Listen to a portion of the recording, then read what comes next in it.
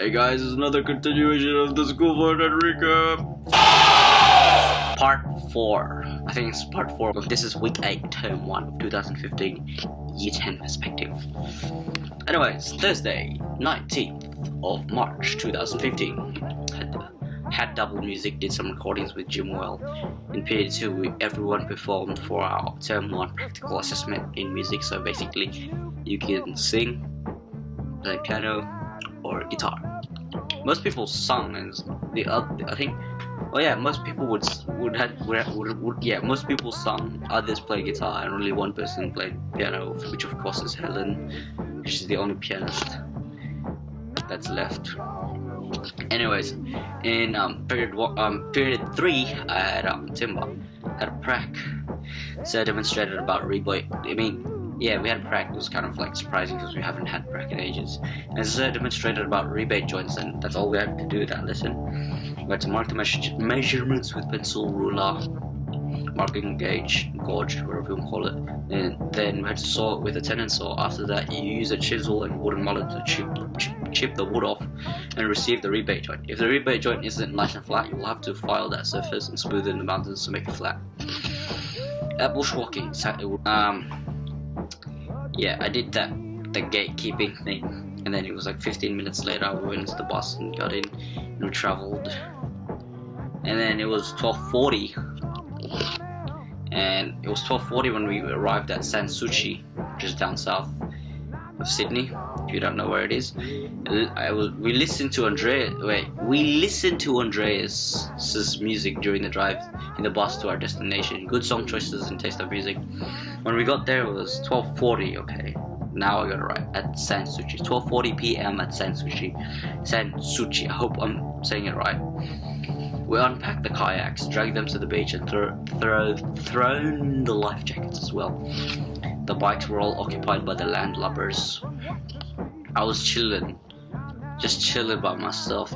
First I was just like swimming, and I saw the other year 10 men all in kayaks. That's both Patrick's E and N, Andreas, Roderick, George H, Christian B, and Joe went solo in his kayak, while most of the ladies were bike riding, walking along the tracks, and Kalani was the only one swimming first, and Lords and Stephanie were just watching from the shore. I got tired of swimming. The seawater's salinity tasted harsh as usual, so I drank from my water bottle with the rest of the people's bags for it. Again, the year 9s didn't bring the swimming gear because of the past weeks. Then I went back and got bored and wrote "help" in caps with question mark with my largest toe on my right foot. I wrote it as a work of art due to the status of my boredom and contemplation. The men with the kayaks were on for quite a long time, so I went for a little walk on the beach with this year 9 student and talked for a bit until I swam again. Other than that, I saw Amy, Rita, and Celine, and walking far to the other side. Amy and Rita, the two sisters, I think twins, with Celine, walking far to the other side, where the rocks were on the right side of the beach.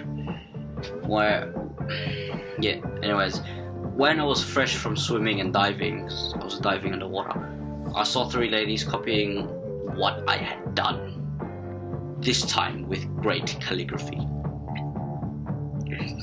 Amy and Rita passed by slowly through her 3 friends, and Celine decided to stay with us, watching with Stephanie, viewing Lords and Taylor write their names and friends' names, sharing the love of their friendship. Other than that, Tova was with Jacintha, I can't pronounce it, I have no idea, wandering off to meet Kalani and Sarah G, who were 5 meters into the water. Kalani, Sarah, Tova, and Jacintha played catches with the skimble, that's skimble, while Lords and Stephanie tagged along after they finished writing names on the sand. Sarah joined with Celine. Celine was watching Sarah rework the calligraphy of all her friends' names to meet proper standards. Amy and Rita came to see as well, surprised to see their names were written from their friends.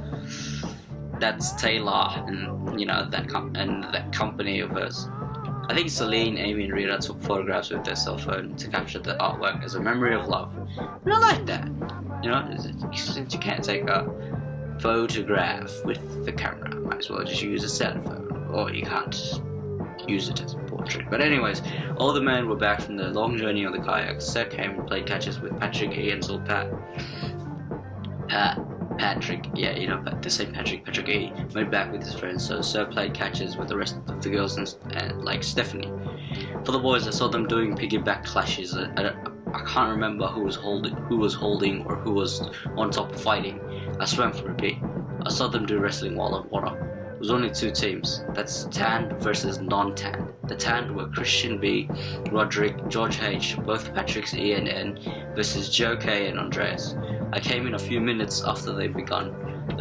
Their wrestling is so intense. Joe would always provoke and attack first, but always get ganged up. I was at the sides waiting for the right time to jump in. I saw Andreas wrestled Roderick, getting him on a hold until I joined as well. It was kind of like 2-on-1 because I was trying to help Roderick, and Roderick went off. He went off because it was just too intense. Like Andreas took a while to shrug me off, but I knew that's why I just like let go, because you know it wouldn't last. It wouldn't last, as in because like it was like in rounds. Anyways, later on it was 1v1 battle. The unfinished rivalry between George H, the Lion, and Joseph K, or Joe K, the Whale, as Patrick E was the announcer, not pronouncer, and ref, I guess, because Roderick and Patrick N was watching from the berm, or the front, or of the back shore, like, you know, it's near the water.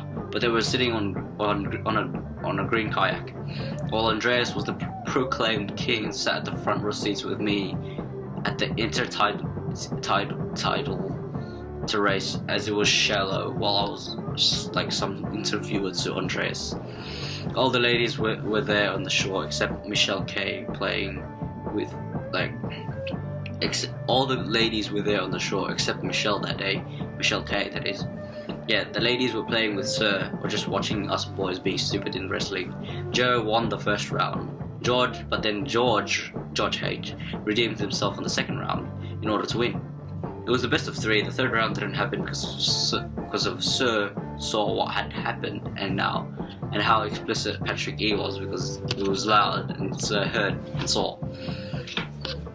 And that ended. Most of the boys went farther above sea level to mark the lines of football, with Joe building a sandcastle, Joe K, with me.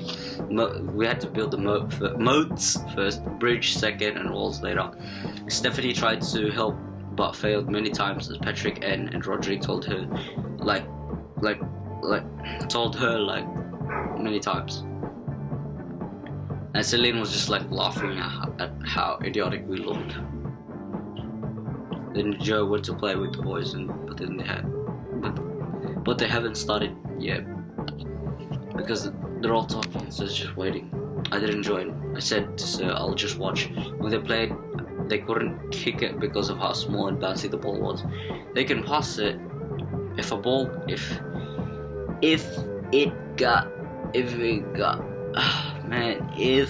they can pass it. If it was a kick, they would roll it on the floor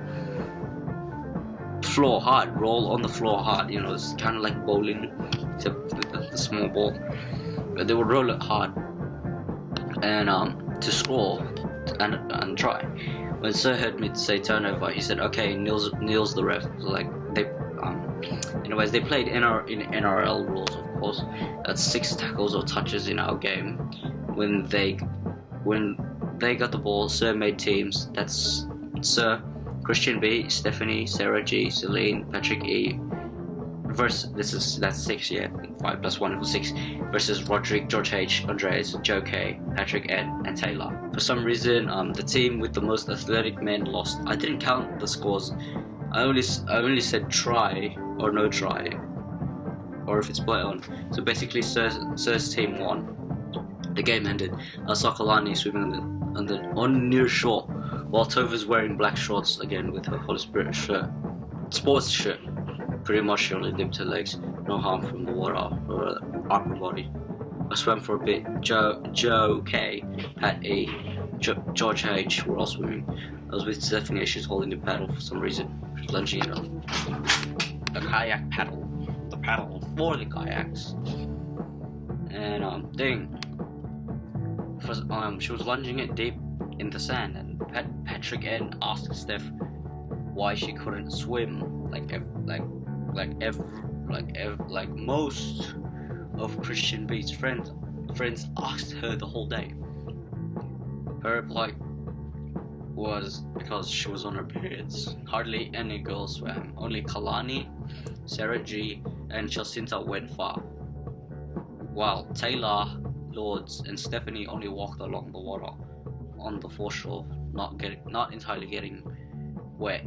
And Tova and Celine wore half the school sport uniform and walked only to the foreshore as well. You know, it's not you're walking along. You know what I mean? It's shallow. You're not really nothing above the knee. Nothing near the knee, at least. Anyways, then we had to pack up, and it was already 3:45, and it was Stephanie and Christian B who helped serve near the end. We got back to Lakamba at 4:30 like usual. For 4:30 p.m. like usual, when I walked down the stairs at Lakamba, both trains came and I entered my train. Thomas or William R.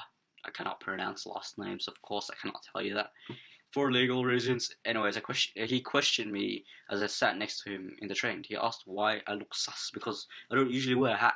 Okay, I don't usually wear a hat. And Thomas was shocked about what sport I did, because I went to the beach. It was like, because I did all sorts of activities. Like, serious? I was like, it's like Duke of Edinburgh.